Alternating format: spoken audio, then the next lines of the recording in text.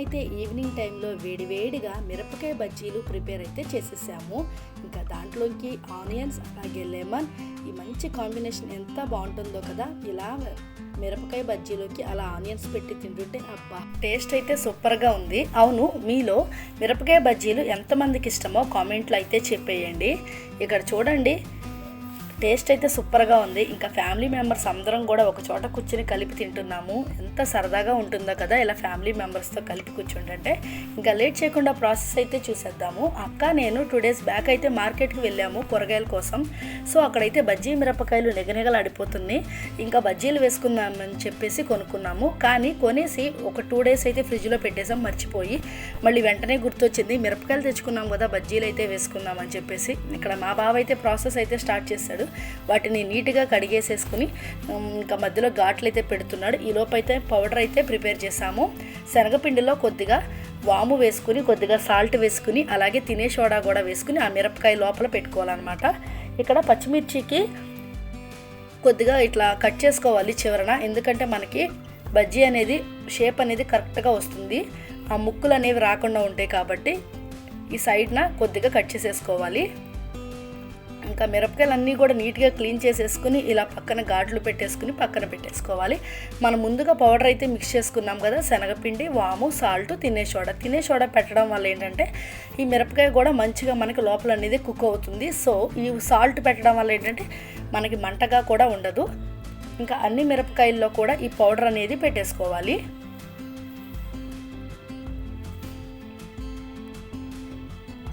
వీడియోలో చూపిస్తున్నట్లుగా మిరపకాయ అన్నింటిలో కూడా ఈ పౌడర్ పెట్టేసుకుని పక్కనైతే పెట్టేసుకున్నాము.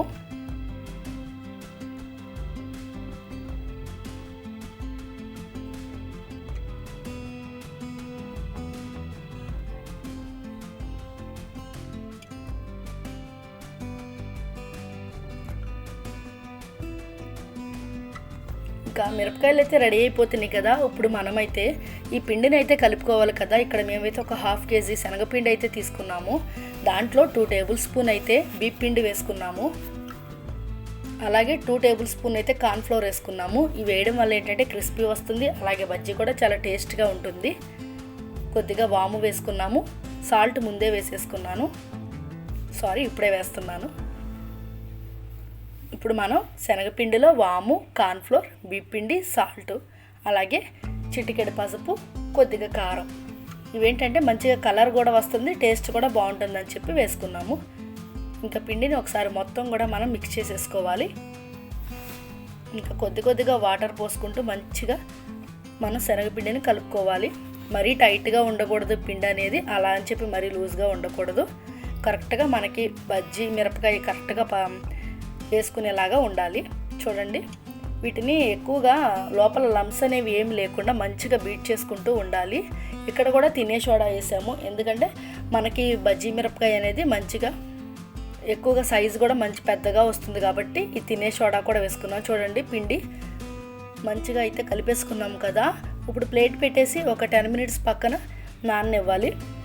ఈలోపు మన పచ్చిమిర్చి కూడా రెడీ అయిపోయింది. ఇంకా స్టవ్ ఆన్ చేసేసి ప్యాన్ పెట్టేసుకున్నాము. సరిపడా ఆయిల్ కూడా వేసేసుకోవాలి. ఆయిల్ అనేది చాలా బాగా హీట్ అవ్వాలి, లేదంటే మనకి బజ్జీలు అనేది నూనె లాగేసి టేస్ట్ అయితే బాగోదు. ఆయిల్ అయితే బాగా హీట్ అయిపోయింది కదా. ఇక చూసుకోండి, మన పచ్చిమిరపకాయని తీసుకుని బజ్జీలు వేసేయడమే. అవి వేస్తుంటేనే నూరు ఊడిపోతుంది. టేస్ట్ ఎలా ఉంటుందా అని చెప్పేసి అఫ్కోర్స్ చాలా బాగుంటుంది అనుకోండి మిరపకాయ బజ్జీలు. మొత్తం కూడా వేసేస్తున్నాము. ఇక్కడ చాలామంది వెయిటింగ్ చేస్తున్నారనమాట ఈ బజ్జీల కోసం. ఆయిల్లో మంచిగా డీప్ ఫ్రై చేసుకుంటే మనకి వేడివేడిగా బజ్జీలు అయితే రెడీ అయిపోతాయి, మిరపకాయ బజ్జీలు.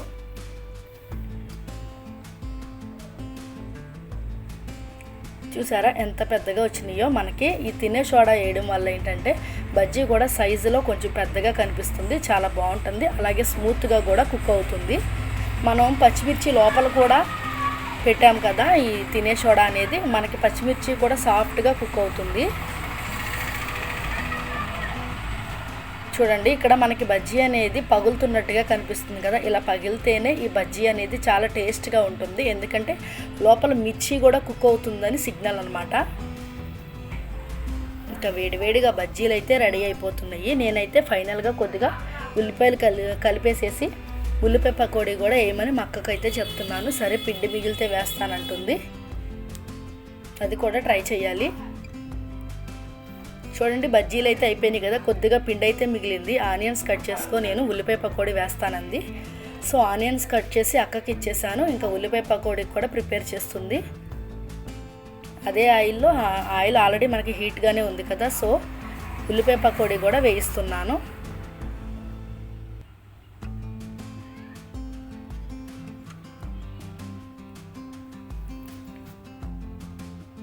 ఉల్లిపాయ పకోడీ కూడా టేస్ట్ అయితే చాలా బాగుంటుంది. చూడండి ఎంత మంచిగా అయితే ఫ్రై అవుతున్నాయో. ఇంకా ఇప్పుడు మన మిరపకాయ బజ్జీలోకి ఖచ్చితంగా ఆనియన్స్ అయితే ఉండాలి కదా. ఇక్కడ మా చిన్ని అయితే ఆనియన్స్ కట్ చేస్తుంది. ఇప్పుడే నిద్రపోయి లేచింది మా చిన్ని. చూడండి బజ్జీల్లోకి అసలు ఆనియన్ లేకపోతే బజ్జీయే తినబుద్ధి కాదు కదా. ఇంకా ఉల్లిపాయలు అయితే సన్నగా తరిగేసి పక్కన పెట్టేసుకోవాలి. ఇలా ఉట్టి ఉల్లిపాయలు కాకుండా ఒక ట్రిక్ అయితే చెప్తాను, ఇది ఫాలో అయిపోండి. ఈ ఆనియన్స్ అనేవి సన్నగా కట్ చేసుకున్నాం కదా, ఇప్పుడు దీంట్లో కొద్దిగా సాల్టు అలాగే కొద్దిగా కారం కూడా వేసుకోవాలి. ఈ ఉప్పు కారాన్ని మొత్తం ఆనియన్స్కి పట్టేలాగా కలుపుకోవాలి. ఇలా ఏంటంటే ఈ ఉప్పు కారం కలిసిన ఆనియన్స్ అనేవి బజ్జీకి మంచి టేస్ట్ని అయితే ఇస్తాయి. చూడండి ఆనియన్స్ అయితే పక్కన ప్రిపేర్ పెట్టేసుకున్నాం కదా, అయిపోయినాయి. ఇప్పుడు మన వేడివేడి బజ్జీలు అలాగే వేడివేడి ఉల్లిపాయ పకోడీ కూడా రెడీ అయిపోయింది. చూస్తుంటేనే నోరు ఊడిపోతుంది. ఇంకా టేస్ట్ అయితే చేయాలి. ఇక్కడ ఒక లెమన్ అయితే ఉంది. సో ఇంకా లెమను మన బజ్జీలో కూడా ఆనియన్స్ అయితే పెట్టేయాలి కదా. ఈ ఉల్లిపాయల్లోనే ఈ లెమన్ అనేది పిండేస్తే మనం ఇంకా సపరేట్గా ఉల్లిపాయలు డైరెక్ట్గా తినేయచ్చు కదా. సో ఇంకా లెమన్ అనేది ఉల్లిపాయల్లోనే పిండేసాము, జ్యూస్ అనేది. ఇప్పుడు అలా పచ్చిమిరపకాయ బజ్జీ తీసుకుని ఈ ఆనియన్స్ పెట్టేసుకుని తింటుంటే అబ్బా టేస్ట్ అయితే సూపర్గా ఉంది. ఇక్కడ ఫస్ట్గా నేనే తిన్నాను. ఆల్రెడీ ఒక బజ్జీ అయితే తిన్నాను, మిరపకాయ చాలా మంటగా ఉంది. మామూలుగా అయితే ఇంకా నాకు లేదు.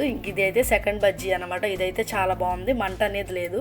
ఇక్కడ మా చిన్నికి కూడా బాగా నచ్చినాయి అంట బజ్జీలు. టేస్ట్ సూపర్గా ఉందని చెప్తుంది.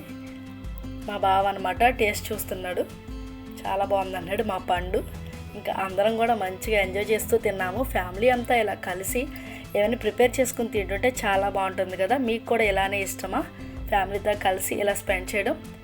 కామెంట్లు అయితే చెప్పేయండి. అక్క కూడా తింది, చాలా బాగుందని చెప్తుంది. ఇంకా అమ్మ ఆల్రెడీ తినేసింది కదా, చాలా బాగున్నాయి అమ్ములు అని చెప్తుంది నాకు. ఇంకా మీకు ఈ వీడియో ఎలా అనిపించిందో కామెంట్లు అయితే చెప్పండి. అలాగే మన ఛానల్ని సబ్స్క్రైబ్ చేసుకోవడం మర్చిపోవద్దు. Bye friends.